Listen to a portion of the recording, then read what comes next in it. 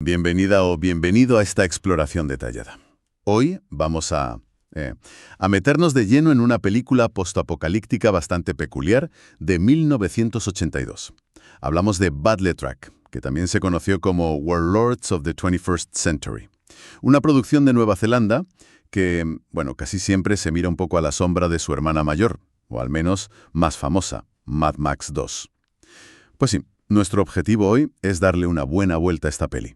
Tenemos un análisis bastante completo y vamos a ver un poco todo. Cómo se hizo, de qué va la trama, ojo que habrá destripes, avisamos.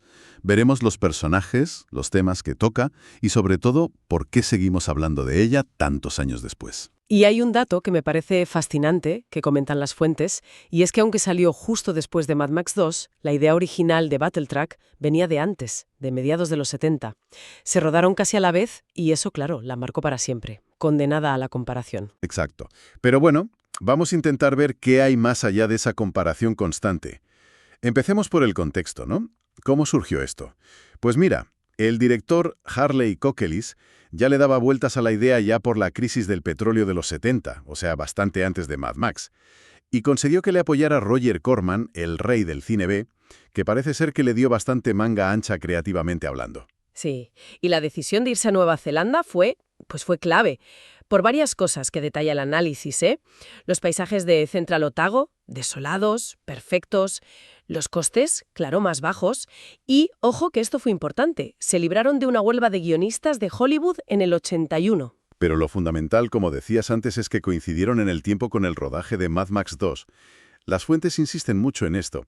Las similitudes vienen más del ambiente de la época, del rollo postapocalíptico, la crisis energética, no de que se copiaran. Exacto, pero a efectos prácticos, Gelual. La percepción fue esa, que era una imitación o una respuesta a la de George Miller. Y eso, pues, eclipsó un poco lo que la película ofrecía por sí misma, para bien o para mal. Bueno, pues metidos en faena, vamos con la trama. Un resumen rápido para situarnos. Vale. El mundo, pues eso, hecho polvo después de las guerras del petróleo. La gasolina vale más que el oro. Y en ese caos aparece él, el coronel Jacob Strucker, con su camión fortaleza, el Battletrack. Y ya desde el principio te lo dejan claro. Es un tipo brutal. Llega, arrasa una gasolinera, liquida a unos tipos por su combustible, y todo esto mientras suelta frases filosóficas. Sí, la presentación es muy eficaz. Te mete en el mundo y te presenta al malo de golpe. Un Straker que es como culto pero despiadado. Y esa narración por radio al principio le da un toque sombrío, global. Hay una frase que citan en el análisis que es muy, muy Straker. Las guerras no las ganan hombres con ambición política. Hay demasiado lápiz labial y no suficiente napalm. Tela. Uf, sí. Bueno, el lío empieza cuando Corley, que es la hija de Straker, se niega a matar a un prisionero y se escapa. La persiguen y justo cuando la van a pillar, aparece Hunter, un exmilitar solitario con su moto que la rescata, el héroe. Y Hunter se la lleva a su refugio secreto, que es un detalle que el análisis destaca bastante, por cierto. Es una granja autosuficiente, que funciona con biogás de caca de gallina. O sea, un contraste total con el Battletrack, ¿no? La tecnología sostenible casera frente al monstruo industrial que devora gasolina. Muy preparado el Hunter, sí. Bueno, como Corley está herida, la lleva a Clearwater Farm, que es como el oasis en el desierto, una comunidad amurallada, pacífica, democrática. Allí conocen a Rusty, el mecánico majete que interpreta John Ratzenberger. Es justo lo contrario a la tiranía de Straker. Claro, Clearwater es el ideal de comunidad, frente al individualismo a tope de Hunter y el despotismo de Straker. Es como el modelo alternativo de cómo sobrevivir, cooperando. Pero la paz dura poco, claro. Los secuaces de Straker encuentran a Corley y aparece el Battletrack. Invaden Clearwater. Y la ocupación es brutal, según la describen. Saqueos, violencia. Hay un momento muy duro que el análisis resalta, que es cuando Straker tortura a Rusty para que diga dónde está Hunter. Uf, esa escena es bastante cruda, sí. El análisis señala muy bien el contraste entre la frialdad casi filosófica de Straker al torturar y lo buena persona que parece Rusty. Te muestra el lado más oscuro del postapocalipsis, que no todos son persecuciones de coches. Totalmente. Bueno, después de eso, Straker localiza la granja de Hunter y la destroza con el Battletrack. Una demostración de poderío. Hunter vuelve a Clearwater y le pide a Rusty que le haga un apaño. Un vehículo blindado improvisado. Un Volkswagen Escarabajo acorazado. Es genial ese detalle. La destrucción de la casa es muy visual, te muestra la fuerza bruta del camión y lo obsesionado que está Straker. Y el escarabajo blindado, pues eso es un símbolo que comentan las fuentes. El ingenio, lo pequeño, lo reciclado, contra la máquina de guerra industrial. David contra Goliat, pero con motor. La cosa se lía más porque hay un traidor en Clearwater. Captura a Corley, intenta entregarla a Stryker y de paso hiere gravemente a Hunter. El traidor. Bueno, el análisis dice que como personaje está poco desarrollado, pero le da un toque de realismo amargo, ¿no? Que ni siquiera en la comunidad ideal está salvo de la traición, del egoísmo. Hunter sobrevive, claro, y se lanza a la desesperada con el escarabajo contra la base de Stryker, y consigue volar por los aires todos sus depósitos de diésel. Una explosión gigantesca. Ese es el golpe maestro, estratégico y simbólico. Le quitas el combustible, le quitas el poder. Y la reacción de Stryker después, que se vuelve loco perdido, lo demuestra. Todo su control se basaba en eso. Y eso nos lleva al clímax. Persecución final. Stryker, cegado por la rabia, ignora a su conductor que le dice que el Battletrack está dañado, que se sobrecalienta. Se carga al conductor cuando intenta pararle, y el cuerpo del pobre hombre cae sobre los mandos y acelera el camión a tope, sin control. La arrogancia de Stryker es que es su perdición literal. Ignora la lógica, la técnica, por pura soberbia. Y el análisis destaca esa pequeña tragedia del conductor, ¿no? Leal a su máquina y su jefe le mata. Una némesis total. Momento héroe de acción. Hunter salta al camión en marcha, se lía a tortas con los mercenarios dentro, mientras Corley intenta controlar aquello con el muerto encima de los mandos.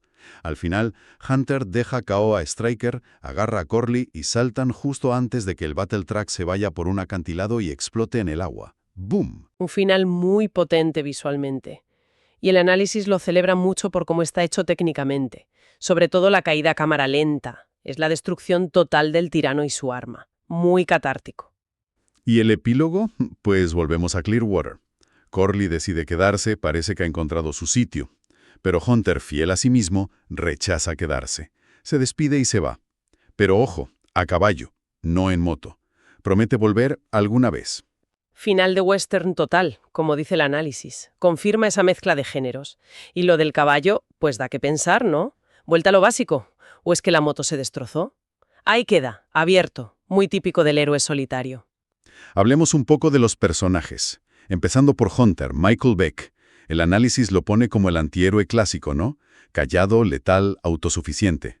A lo Clint Eastwood, que hasta tiene su granja con biogás el tío. Sí, representa ese individualismo pragmático total. Las fuentes dicen que, bueno, que su actuación minimalista funciona para algunos, pero otros críticos que menciona el análisis dicen que le falta como empaque, ¿sabes? Carisma de héroe. Quizás a propósito, que sea más un superviviente que un salvador. Y también mencionan el contexto de Beck. Claro, venía de The Warriors, parecía que iba a ser una estrella, pero luego Xanadu fue un batacazo y, bueno, Battletrack no le sirvió para relanzar su carrera, como igual esperaba. En cambio, con el villano, el coronel Stryker de James Wainwright, ahí las fuentes parecen coincidir más. Lo ponen por las nubes. Totalmente. El análisis recoge críticas que, vamos, lo alaban todas. Dicen que cautiva cada vez que está en pantalla y es verdad, le da una profundidad al papel que podría ser un malo de opereta. Su Stryker da miedo porque es metódico, tiene esa filosofía retorcida, no es un loco gritando y ya. Representa muy bien ese peligro del militarismo sin control, ¿no? Para el análisis es lo mejor de la peli, sin duda. Pero el propio análisis también dice que esa profundidad no llega a la relación con Corley, que se queda un poco superficial. ¿Eso no limita un poco al personaje, por muy bien que lo interprete Wainwright? Hombre, es una crítica bastante acertada que recogen las fuentes, sí. Esa dinámica padre-hija de control, de orgullo herido, se apunta, pero no se explora mucho.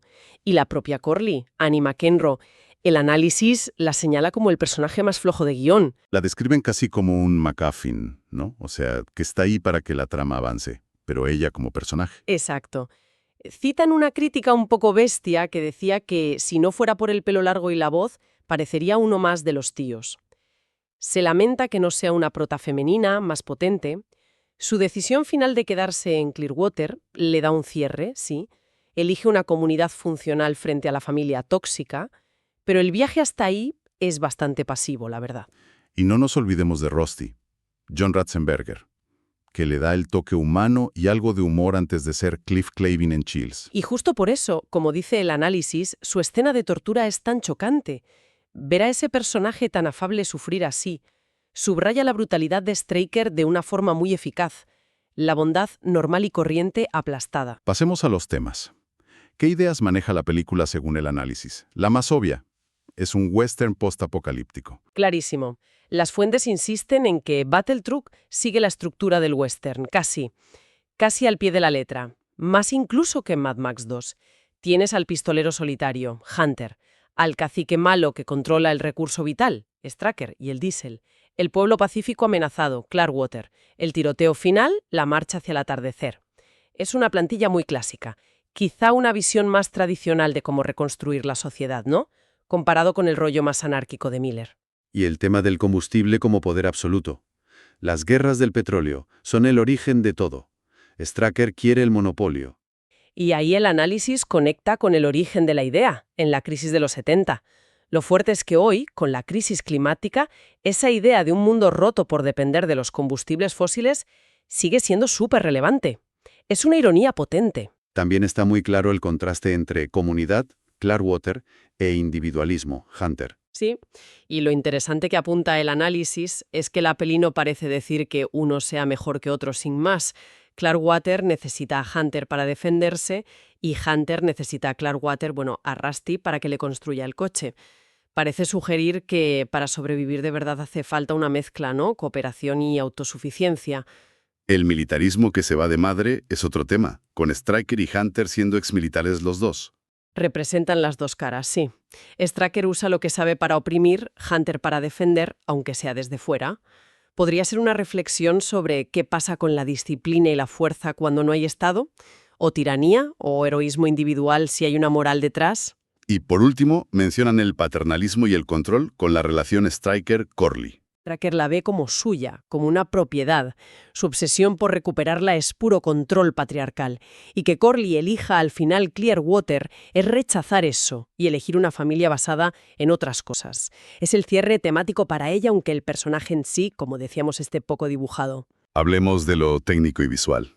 El Battletruck es la estrella, ¿verdad?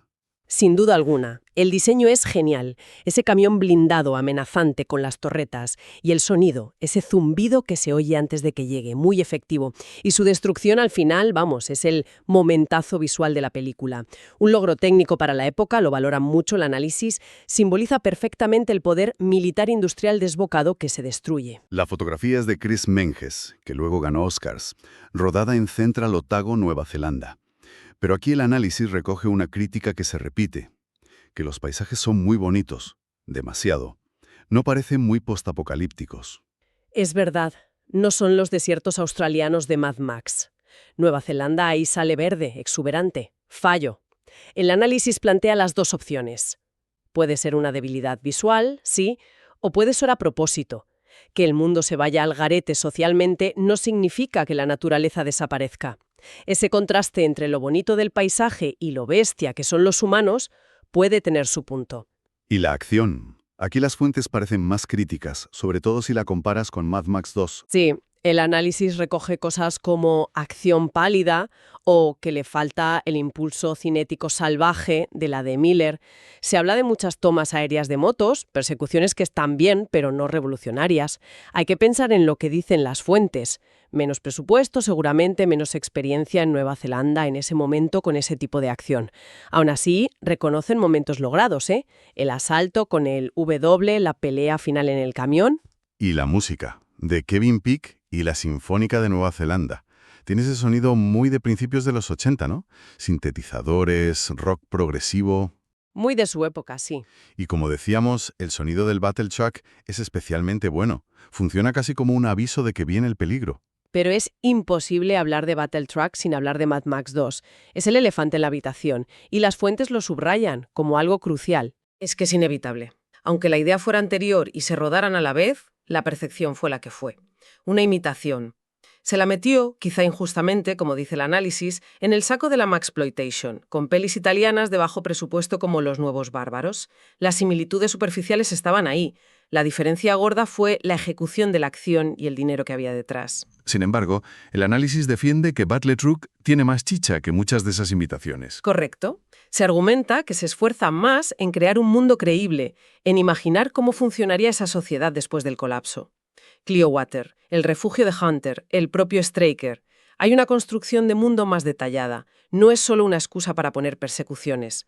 En eso, el análisis la pone por encima de los clones más cutres. ¿Y cómo se recibió en su día? ¿Y qué queda de ella hoy? Pues las críticas originales, según el análisis, fueron más bien reguleras, tirando a malas. Se salvaba Wainwright, el diseño del camión, el intento de crear un mundo, pero se criticaba la acción, que Beck no tenía mucho carisma, que la trama era muy típica. Su nota media en IMDb, un 5.0, lo dice todo. Mediocre. Pero con el tiempo parece que se ha ganado un pequeño culto, ¿no? Sí, décadas después se la ve con otros ojos. El análisis la considera fácilmente la mejor de las imitadoras de Mad Max. La gente que la reivindica aprecia que es sincera, no va de irónica ni nada, que la producción es sólida para lo que costó, Wainwright, claro, y la destrucción final del Battle Truck. También hay un punto de nostalgia ochentera, supongo. No hubo secuela, aunque se habló de ella, pero no debió funcionarlo bastante bien en taquilla. Entonces, resumiendo la valoración final que sale de las fuentes. Puntos fuertes. Un mundo creíble, villano memorable gracias a Wainwright, tono sincero y el diseño y destrucción del camión. Puntos débiles. Acción mediocre comparada con el referente, trama derivada, ritmo irregular y protagonistas, Beck, McEnroe, un poco planos o desaprovechados. El veredicto del análisis es bastante claro, sí. La califica como perfectamente mediocre, le da un 6/10, una peli que entretiene pero no emociona. No inventa nada nuevo. Es muy de videoclub de los 80, profesional, predecible, fácil de olvidar, pero con un encanto sincero que igual hoy se valora más. No es una obra maestra perdida, pero es un artefacto cultural interesante de su tiempo. Del boom post-Mad Max, del cine de Nueva Zelanda que empezaba a asomar. Merece la pena verla si te va el género, pero sin esperar la revolución. Y hasta aquí nuestra inversión en Battle Truck. Una película marcada por las comparaciones, sí, pero con sus propios puntos de interés, sobre todo ese villano y ese camión tan imponente. Quizá para darle una última vuelta, podríamos retomar la frase de Straker. Las guerras no las ganan hombres con ambición política. Hay demasiado lápiz labial y no suficiente napalm. Más allá de lo bestia que es el personaje, nos dice algo esa distinción tan cínica entre la palabrería política y la acción directa, aunque sea brutal, en tiempos de crisis. Es una idea inquietante, la verdad, y resuena de formas curiosas hoy en día. Ahí lo dejamos, para pensar un poco tras este viaje al apocalipsis de 1982.